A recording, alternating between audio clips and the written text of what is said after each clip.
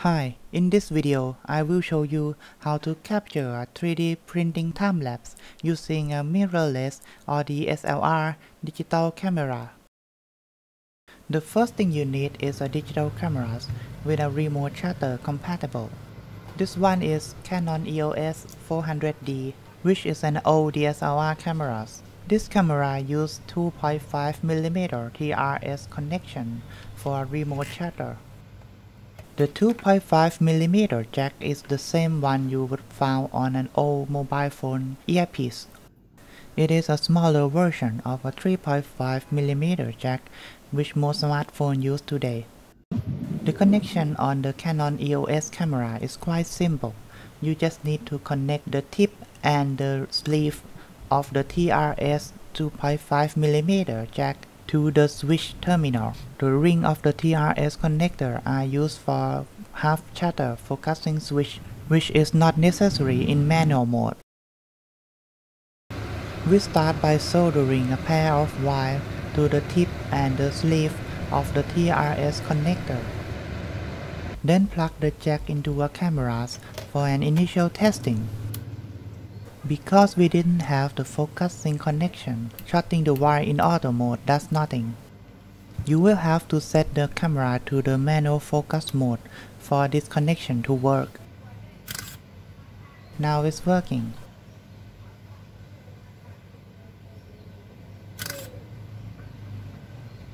The second camera we will use today is Fujifilm X-A2 mirrorless digital cameras.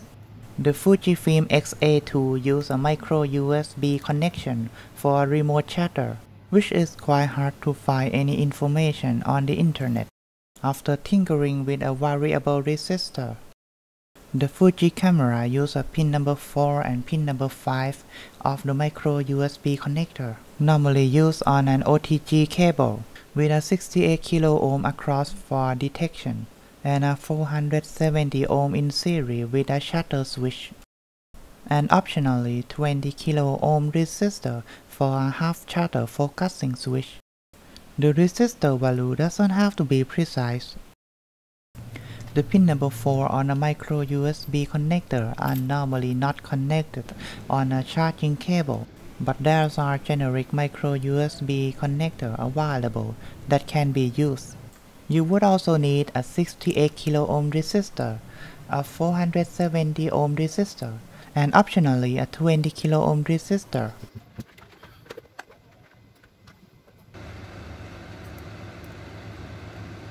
I start with soldering a pair of wires to the pin number 4 and pin number 5 of the micro USB connector.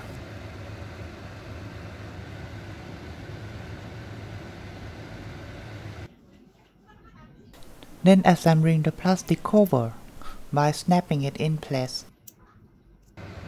Next step is to take a 68 kilo ohm resistor, bending it and joining it with a 470 ohm resistor by twisting and soldering together at one side.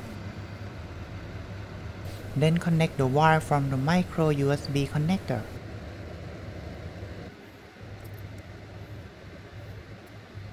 On the other side of the resistor, connect another short pair of wires to the shutter switch.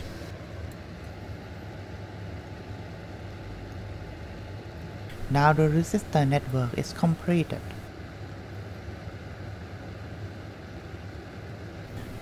Then apply some electrical tape to prevent the wire from shorting together.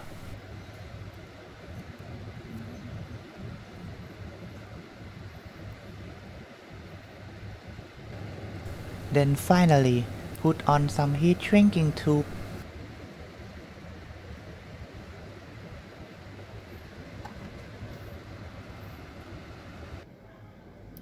Now for the switch, you could use any 2-terminal push-button switch for a manual activation. But for installing in a 3D printer, I would prefer a micro switch for a precise activation by a print head.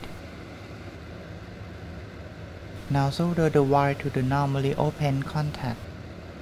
Let's connect to the camera for testing.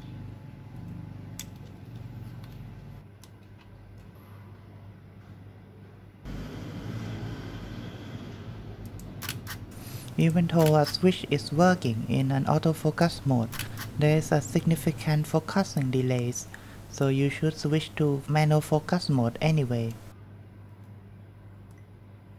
To avoid having to do a manual focus on an LCD screen, I reconfigured the custom function button on the top of the cameras to perform an instant autofocus, which can be used even in a manual focus mode.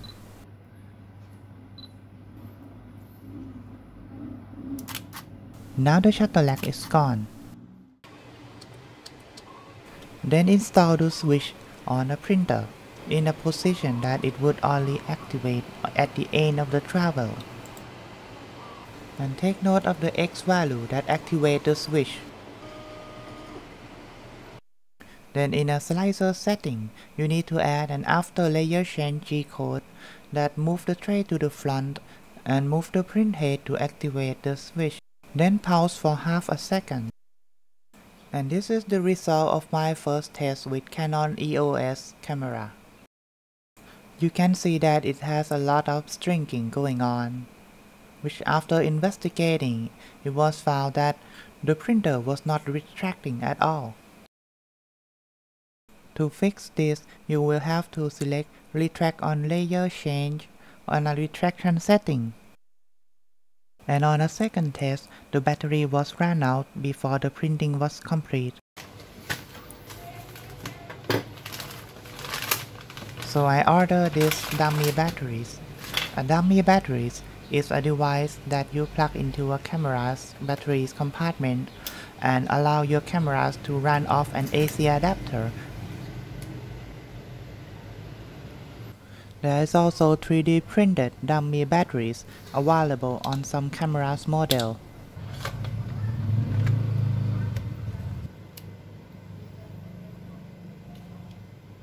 And this is how the final time-lapse setup looks like. During printing, the printer will move the tray to the front and activate the time-lapse switch each time the layer change.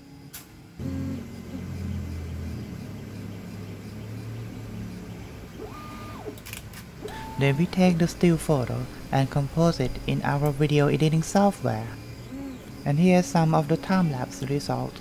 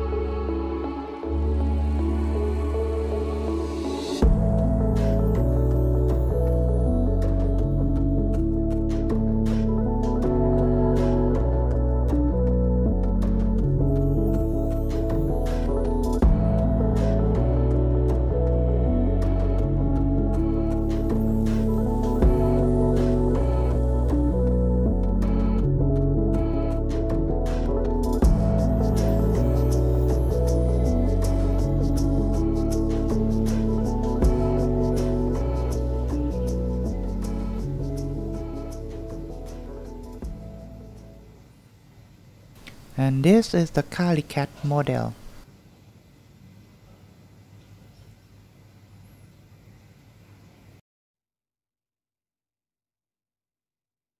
And this is the colony of Cavy-Lab.